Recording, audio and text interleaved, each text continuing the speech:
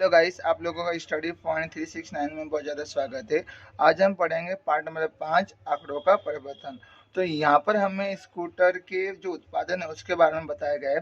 तो एक स्कूटी भी बराबर होता है कितना, 10,000। ठीक है ना, यानी कि 2013 में इतने स्कूटी उत्पादन हुई थी। इसने यहाँ बताया एक स्कूटी बराबर 10,000। तो यहाँ पे स्कूटी कितनी है, 1 2 3 4 5 6, यानी कि एक स्कूटी बराबर 10,000। तो 10,000 गुणिया 6, क्यों 6, क्योंकि यहाँ पे 6 स्कूटी है। तो इसका आ गया 60,000, यानी कि 2013 में 60,000 स्कूटी उत्पादन हुई थी। तो ये तुमको आ गया समझ में। अब अपना देखते हैं ये वाला। इसने लिखा पहला कि वर्ष 2016 में कितने स्कूटर का उत्पादन हुआ था।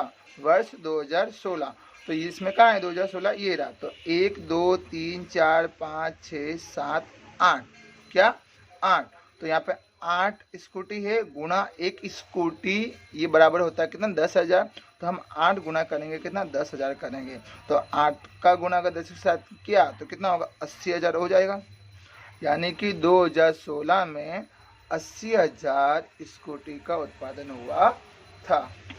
अब देखते दूसरा, किस वर्ष में स्कूटर का अधिकतम उत्पादन हुआ था।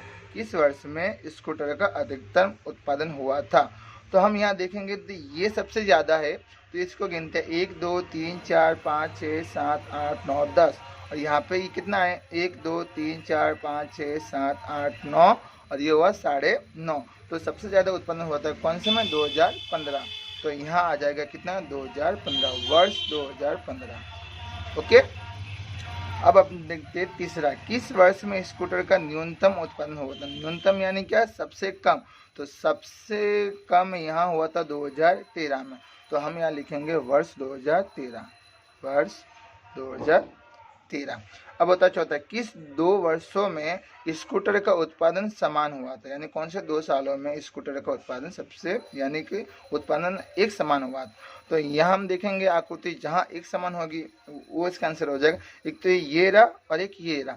तो इसमें आएगा 2014 और 2016। तो इसका आंसर आएगा कितना, वर्ष 2014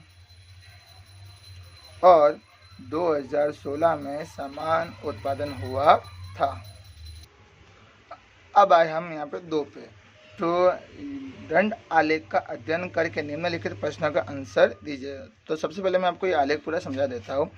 यहाँ पे हमें दिया 1 इकाई लंबाई बराबर 10 अंक, यानी कि ये जो है ना, ये 1 सेंटीमीटर का होता है।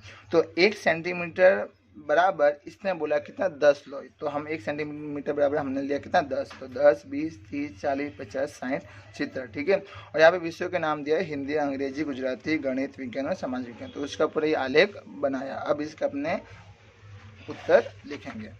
तो यहाँ सबसे पहले आता है कि यह दंड आलेख कौन से आंकड़े दर्शाता है। हाँ, तो हम लिखेंगे यह दंड आलेख विद्यार्थियों द्वारा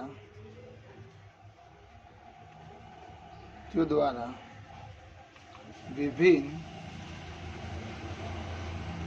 विषयों में प्राप्त अंकों के आंकड़े दर्शाता है, ठीक है। अब देखते हैं अपना दूसरा, कि विद्यार्थियों ने किस विषय में सबसे अधिक अंक प्राप्त किए हैं और कितने। तो विद्यार्थियों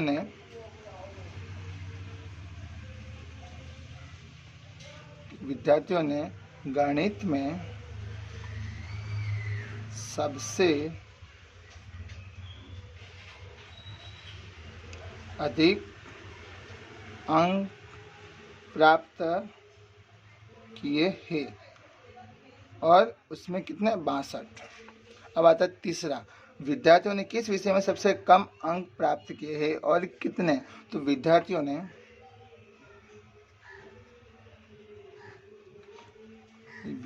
ने सामाजिक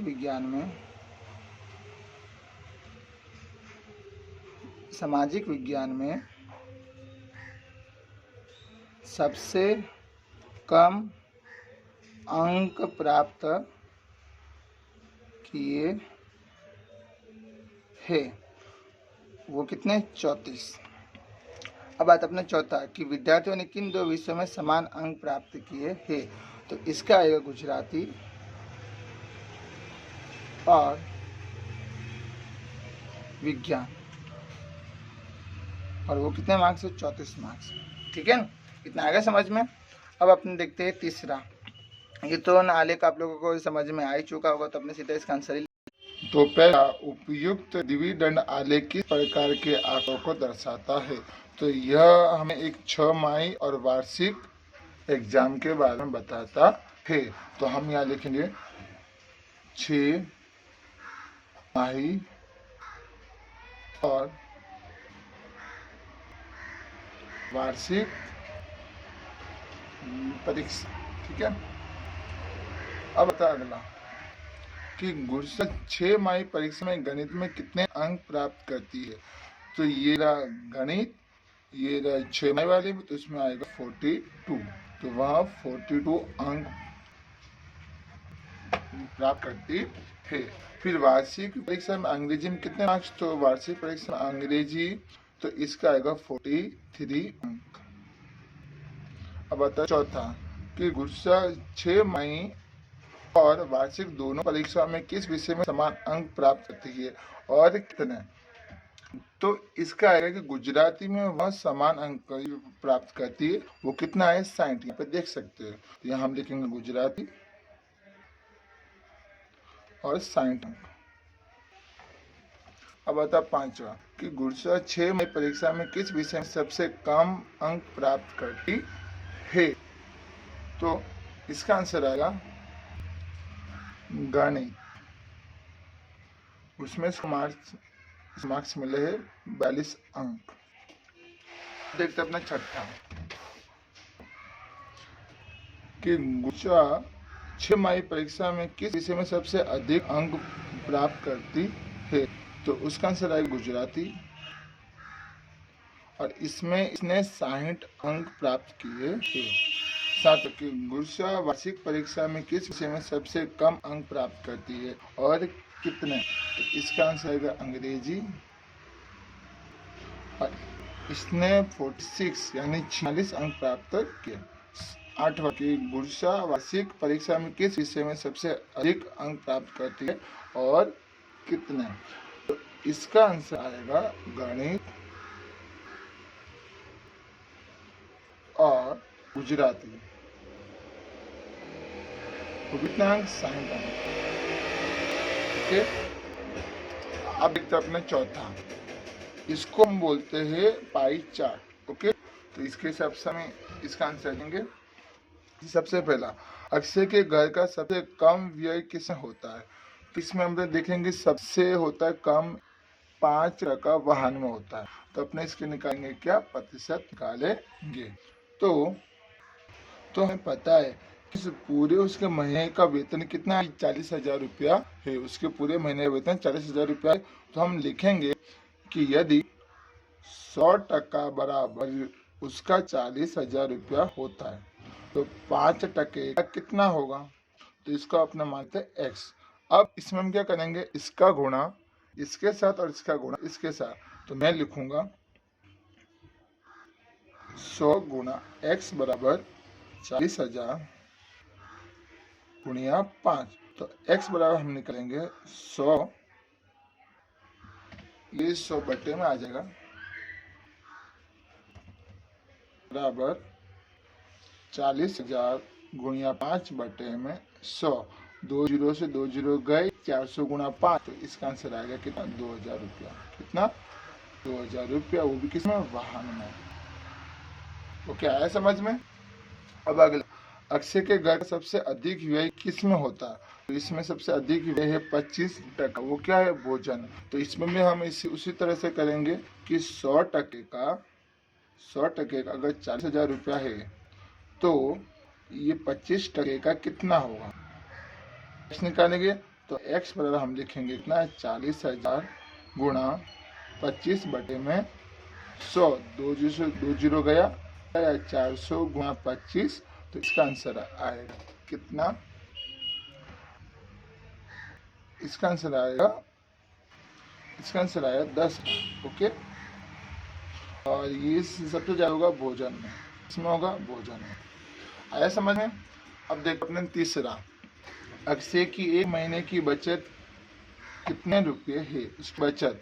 तो इसमें ये लिखा हुआ कि बचत है उसकी 15%। तो उसी में इसी तरह लिखेंगे x बराबर 40,000 गुना कितना बच्चा, वो कितना 15, और इसका उल्टा हम लिख देंगे कितना 100। 2 जीरो से 2 जीरो गया, क्या आया 400 गुना 15। तो इसका आंसर आ जाएगा 6,000 रुपया, यानी कि वो हर महीने 6,000 रुपये की बचत करता है। अब आता चौथा कि बच्चों के सर्वांगीण विकास में अक्षय का एक महीने का व्यय कितने रुपये है। तो उसका